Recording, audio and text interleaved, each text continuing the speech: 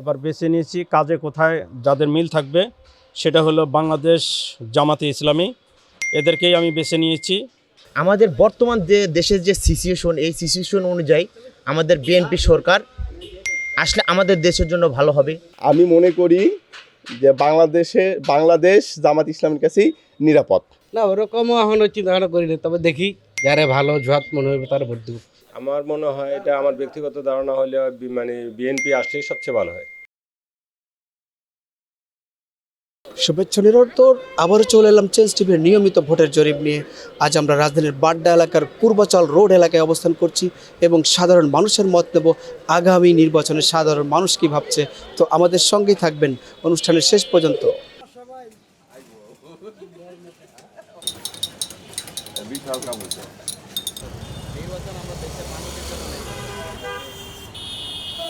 আমি 2014 সালে ভোটার হয়েছি।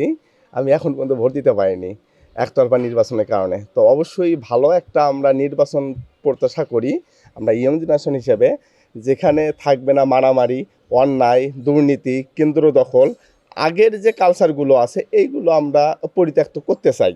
সুন্দর এবং উৎসবমুখর পরিবেশে ভোট দিতে চাই এবং ভোট প্রত্যাশা করি।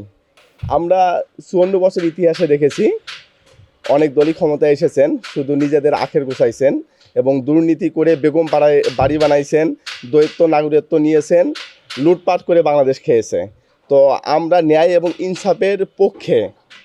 আমি মনে করি যে বাংলাদেশ জামাত ইসলামের কাছেই নিরাপদ।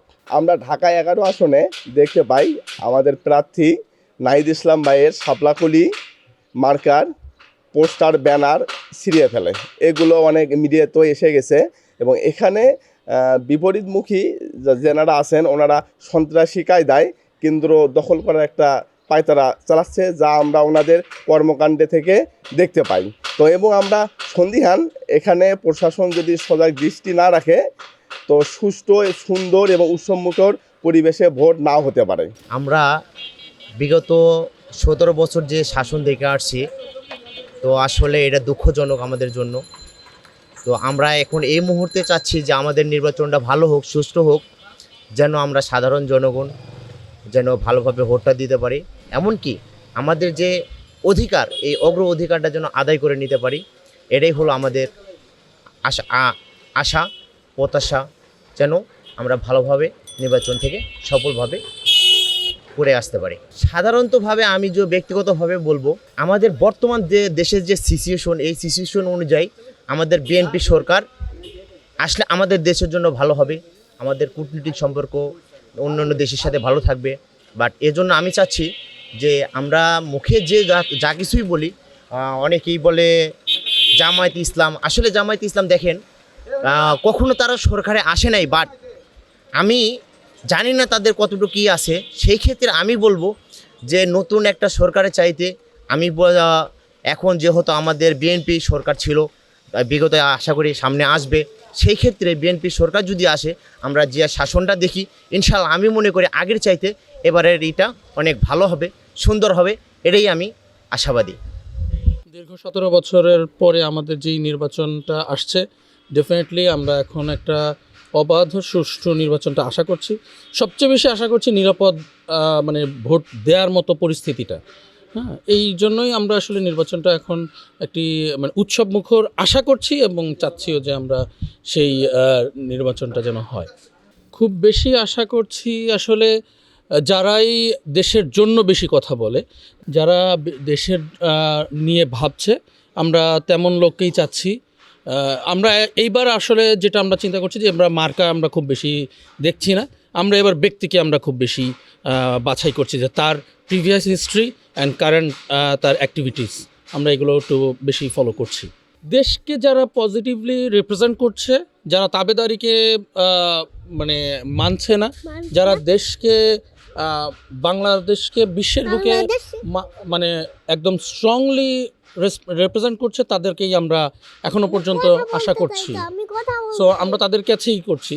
তো এই ক্ষেত্রে তো এখনো পর্যন্ত বাংলাদেশে ধানের শীষ এবং মানে বিএনপি এবং জামাত নেতৃত্বাধীন জোটই আছে। সোফার আমরা জামাতের অ্যাক্টিভিটিটাকে আমরা বেশি পজিটিভ দেখছি আর কি। আমাদের জনগণের যে প্রত্যাশা, আমরা চাই যে একটা সুষ্ঠু ও নিরপেক্ষ একটা নির্বাচন। ইনশাল্লাহ আমি আশা করি এই সরকার ইনশাল্লাহ সুষ্ঠু নির্বাচন দিতে পারবে। আমার মনে হয়, এটা আমার ব্যক্তিগত ধারণা হলে মানে বিএনপি আসলেই সবচেয়ে ভালো হয়। তারেক জিয়ার উপরে আমাদের ভরসা। উনি সবচেয়ে, আমার মনে হয় যে বর্তমান প্রেক্ষাপটে উনি সবচেয়ে মানে ভালো এ দেশ পরিচালনা করতে পারবেন।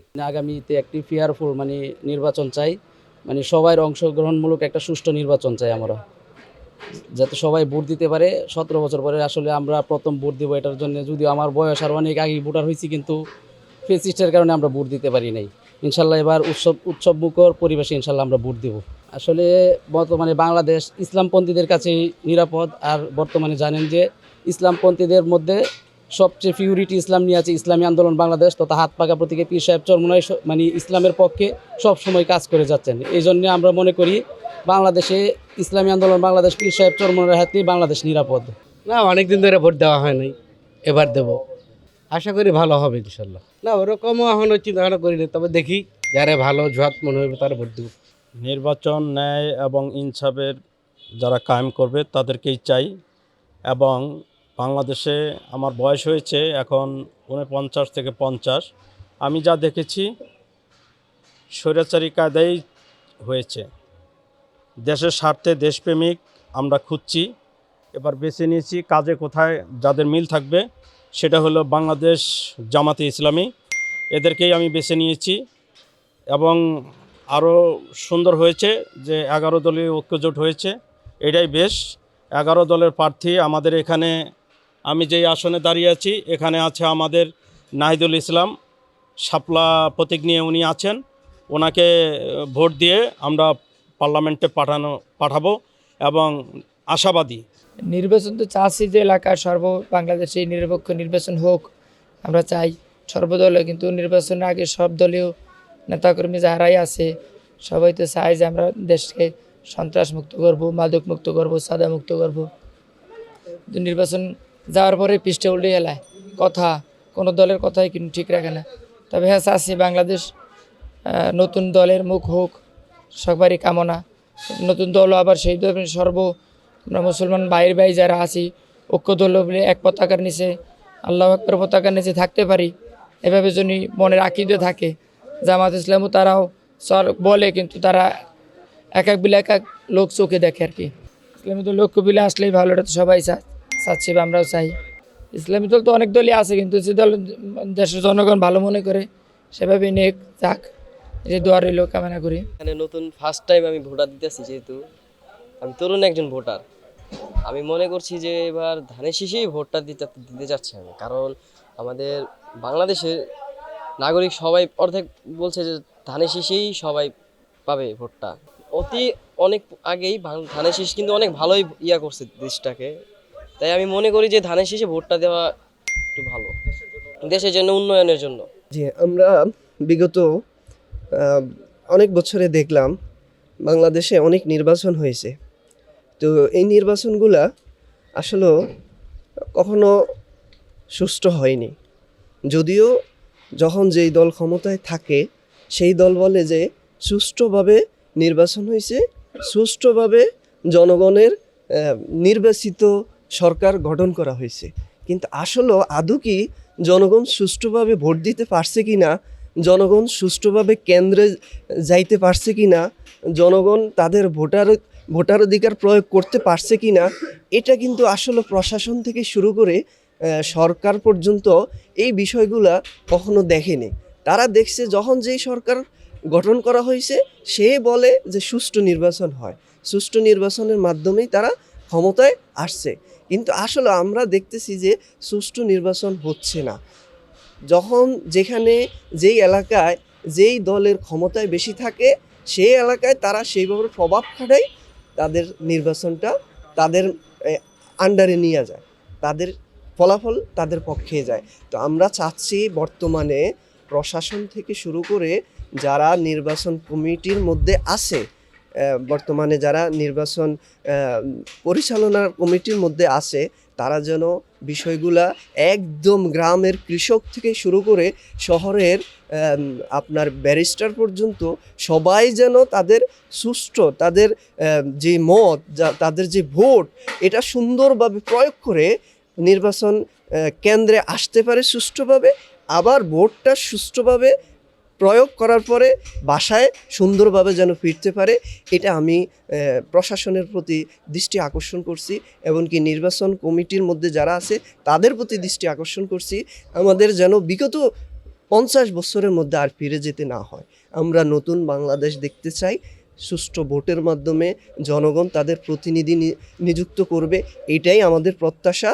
আর এর মধ্যে জনগণের এই প্রত্যাশা যেন কেউ চিনিমিনি খেলতে না পারে, এই প্রত্যাশাকে যেন জনগণের এই প্রত্যাশাকে কেউ যেন হাইজ্যাক করে নিতে না পারে, এটাই আমার নির্বাচন কমিটির প্রতি আকুল আবেদন, প্রশাসনের প্রতি আকুল আবেদন। বাংলাদেশে আমরা যদি আমাদের সুষ্ঠু ভোটটা প্রয়োগ করতে পারি তাহলে অবশ্যই নতুনত্ব আসবে। কারণ বিগত সালে আমরা যেভাবে দেখছি সেই বিগত পচা ইতিহাস আমরা আর দেখতে চাই না। আমরা নতুন করে বাংলাদেশ সাজাতে চাই। যারা এই বাংলাদেশের জনগণের কথা বলবে, যারা এই দেশের কথা বলবে, যারা ইনসাফের কথা বলবে, যারা একদম নিম্ন লেভেলের মানুষের পাশে গিয়ে কথা বলবে। কারণ এখন কি হয়, নির্বাচনের আগে সেই প্রার্থী থেকে শুরু করে ভিআইপি লেভেলের থেকে শুরু করে সবাই জনগণের কৃষক দিনমজুর সবার কাছে যায় পা ধরে, কিন্তু যখন ভোট দেওয়ার পরে তারা সরকার গঠন করে তখন কিন্তু আমরা তাদেরকে আর দেখতে পাই না। তো যাদেরকে আমরা সবসময় কাছে পাবো, যারা আমাদের পক্ষে থাকবে, যারা ন্যায় প্রতিষ্ঠা করবে, যারা এই আমাদের বাংলাদেশে অধিকাংশ মানুষ হচ্ছে হতদরিদ্র মানুষ, এই দরিদ্র মানুষের পাশে যারা দাঁড়াবে আমরা তাদেরকে দেখতে চাই। আর তারা কারা সেটা আপনারাও জানেন, আমরাও জানি। এই জানার মধ্যেই আমরা যেন আমাদের সুষ্ঠু ভোট প্রয়োগ করতে পারি। তারা আমাদের অবশ্যই সবসময় যারা আমাদের পাশে দাঁড়ায়, পাশে কথা বলে, ইনসাফের কথা বলে। বর্তমানে তো আমরা বেশিরভাগ দেখতে পাই যে যুবক শ্রেণী যারা আছে, বাংলাদেশ জামাত ইসলাম থেকে শুরু করে এনসিপি থেকে শুরু করে তারপর হচ্ছে যে 11 দলীয় জোটবদ্ধ যারা ঐক্যবদ্ধ বাংলাদেশ গড়ার জন্য চিন্তা ভাবনা করছে, আমরা অন্ততপক্ষে তাদেরকে পজিটিভ মনে করি। বাকি তারা নির্বাচিত হওয়ার পরে যদি এই লেভেলে থাকে বা এর চেয়ে ভালো লেভেলে আসে তাহলে বাংলার জনগণ তাদেরকে আরও বেশি পছন্দ করবে, আরও বেশি কাছে টেনে নেবে। changeTV.press, এক ফোঁটা হলুদ নেই।